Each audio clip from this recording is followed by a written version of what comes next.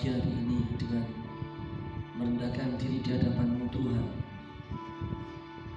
Betapa Engkau Allah yang kudus, Engkau Allah yang mulia, yang memimpin umat-Mu untuk hidup dan berjalan di dalam kekudusan.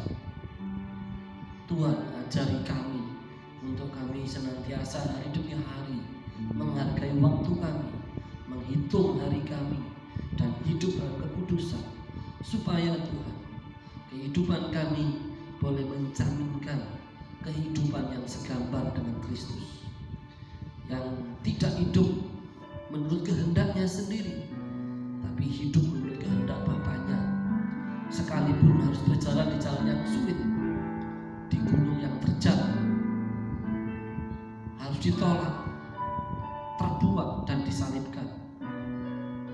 Tetapi oleh karena ingin melakukan kehendak Bapaknya, Yesus menenapi semua yang ditetapkan. Tuhan, ajari kami untuk hidup seperti Yesus, berjalan di jalannya, sekalipun kami tahu bahwa kehidupan kekristenan, kehidupan yang sulit, melewati jalan yang sesak dan sempit, tapi kami percaya oleh firman, oleh kuasa-Mu, kami akan dapat melewati ujian demi ujian, tantangan demi tantangan. Kami datang kepada firman-Mu pagi hari ini. Engkau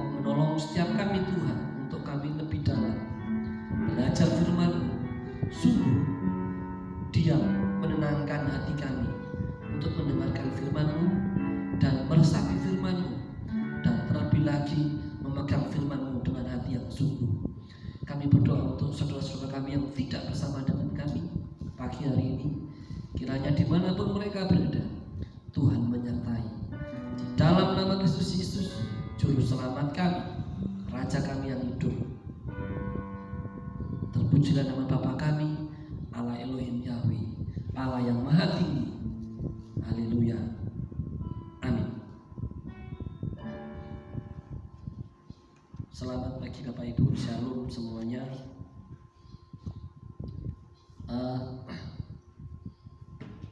Kita coba mulai hari Minggu pagi hari ini, kita mulai beribadah normal. Kita mulai beribadah normal, tetap memegang protokol kesehatan, tidak hanya di gereja tapi juga di sekolah-sekolah gitu. Beberapa hari ini kita belajar banyak tentang mengapa Yesus harus mati, apa yang membuat kematiannya dia itu bisa menebus dosa dunia.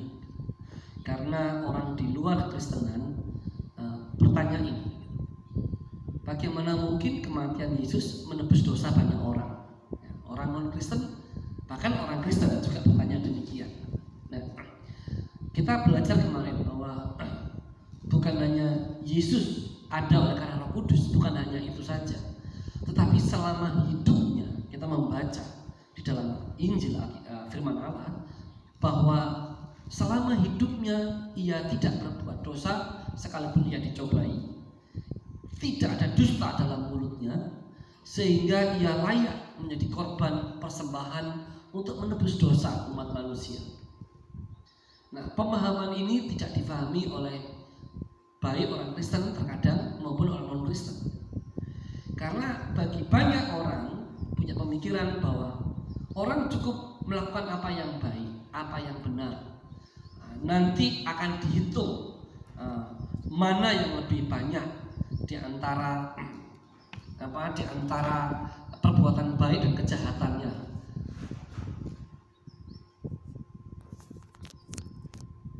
Di situ nanti Tuhan akan mempertimbangkan.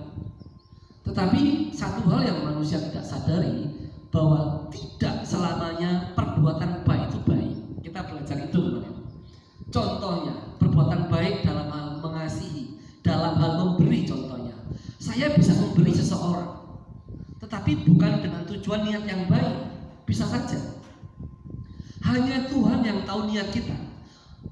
Saya bisa memberi saudara, tetapi dengan tujuan supaya saya dihormati, saya dipuja, saya ditinggikan. Saya memberi supaya saudara mendengar saya. Ya. Saya memberi supaya saudara memilih saya kalau saya anggota dewan. Ya. Jadi tidak selamanya perbuatan baik itu baik dan benar di mata Tuhan. Sebaliknya perbuatan baik itu bisa merupakan kejijikan di mata Tuhan. Ya. Kita lihat di perjanjian lama, perjanjian baru di dalam Alkitab. Ya. Bahkan kepada gerejanya, ya, kepada umatnya, kepada umat pilihannya, Tuhan keras berkata, bangsa ini memuliakan aku dengan bibirnya, tetapi jauhnya apa? Hatinya jauh daripada aku. Bangsa ini memuliakan aku dengan bibirnya, tetapi hatinya jauh daripada aku. Firman Tuhan mengatakan demikian. Baik yang keluar, ya, nampak baik, tetapi dalamnya tidak berkenan di mata Tuhan. Jadi kalau Bapak Ibu melihat hal ini, perbuatan baik atau amal baik tidak selalunya benar di mata Tuhan.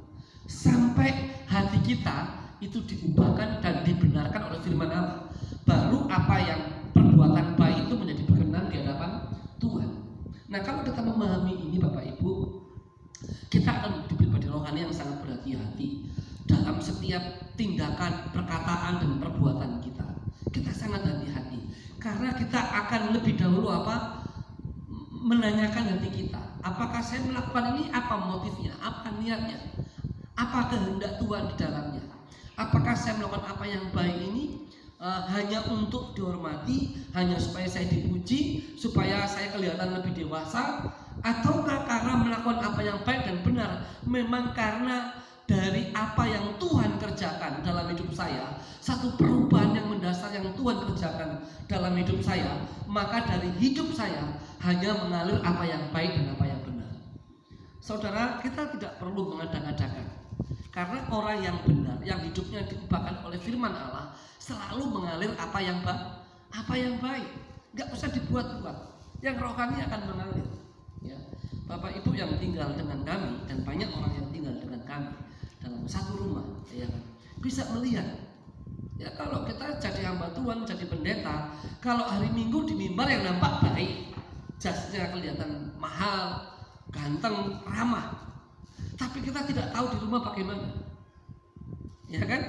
Kita tidak tahu bagaimana hidupnya di rumah. Kita tidak tahu bagaimana sehari-hari hidupnya. Sementara Alkitab firman Allah mengajarkan, ingat, kita hanya 1-2 jam di gereja, tapi selebihnya hidup kita di luar gereja. Kalau kita 1-2 jam nampak kelihatan baik dan rohani, tapi di luar kita menjadi penfitnah, pembohong, pendusta, pencuri, memanfaatkan orang, mementingkan diri, Injil akan semakin direndahkan. Injil semakin dihinakan. Nah, Bapak Ibu, kembali kepada pembahasan kita. Tuhan kita itu punya rencana, ya, dan kemarin kita belajar bahwa rencananya itu mulia. Dia punya rencana melakukan penebusan. Bahkan sejak Adam jatuh di dalam dosa, ya, sejak Adam dan Hawa jatuh di dalam dosa, Allah sudah memiliki rencana ini. Bagaimana menyelamatkan, bagaimana melakukan misi penebusan. Nah, sampai kalau kita melihat di Keluaran, sama. Mengapa Allah memilih satu bangsa yang kecil, yang diperbudak waktu itu, ya, yaitu bangsa Israel, ya, bangsa yang tidak dipandang oleh manapun, dijajah oleh negara superpower, ya, negara yang paling berkuasa waktu itu. Siapa negara paling berkuasa? Mesir, negara yang sangat maju, yang superpower, menjajah bangsa yang sangat kecil dan sangat hina. Tetapi yang kecil dan hina itu justru dipilih oleh Allah, dipilih oleh Allah. Nah, Bapak Ibu, mari kita melihat di satu ayat firman Tuhan dulu di Perjanjian Lama. Ulangan pasal 7 ayat 6. Mari kita melihat Ulangan 7 ayat 6 di Perjanjian Lama, ya. Kitab Ulangan pasal 7 ayat 6. Sudah ketemu Bapak Ibu?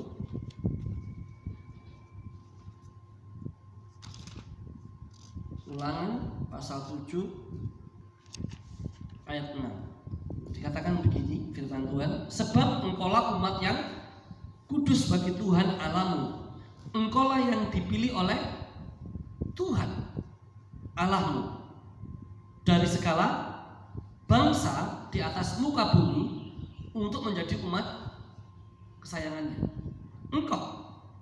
Engkau ini merujuk kepada bangsa Israel. Dan waktu itu kita lihat kalimat firman itu ditujukan ketika bangsa Israel masih di dalam apa? Perbudakan. Bukan bangsa Israel seperti sekarang, ya, yang berapa ribu tahun ke belakang, yang diperbudak, yang kecil bangsanya, ya, tidak hanya diperbudak tapi juga diperas tenaganya habis-habisan, ya. Tapi kepada bangsa yang kecil itu Tuhan mengatakan, engkau aku pilih, engkau adalah umat kesayanganku, engkau dikuduskan. Wah, saudara, ayat firman itu ada 1-2 kali kata yang sangat penting. Pertama, umat yang dipilih. Yang kedua, umat yang dikuduskan. Dan yang ketiga kita lihat kata umat yang disayangi, ya.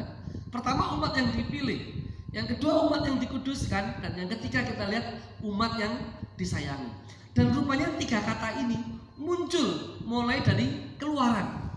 Keluaran, Bilangan, Imamat muncul. Bangsa yang dipilih, yang kudus, yang disayangi. 3 kata ini muncul.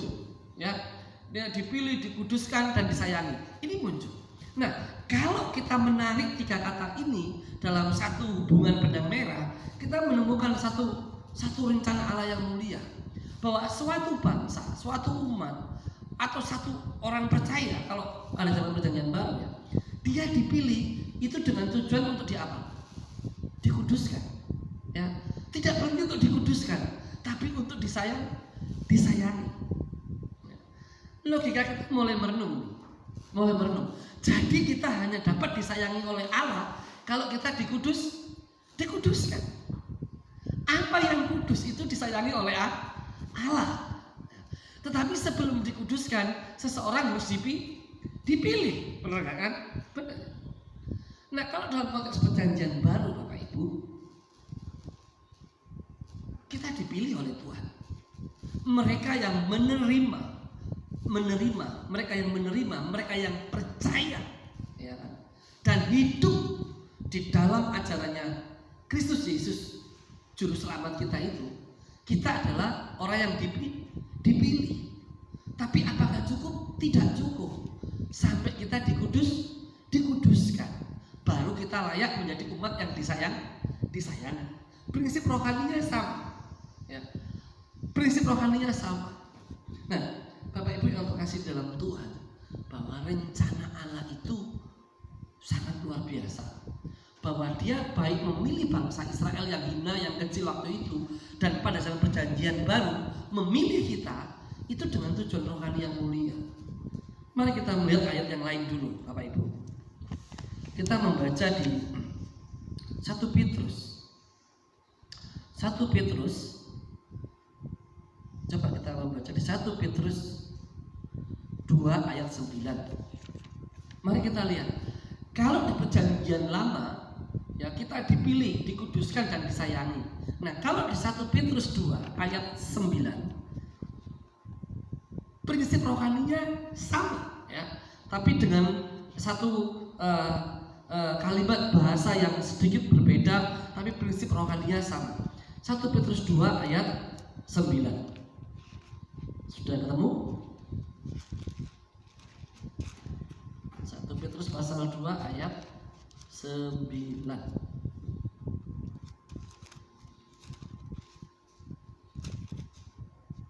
Saya bacakan untuk Bapak Ibu, ya.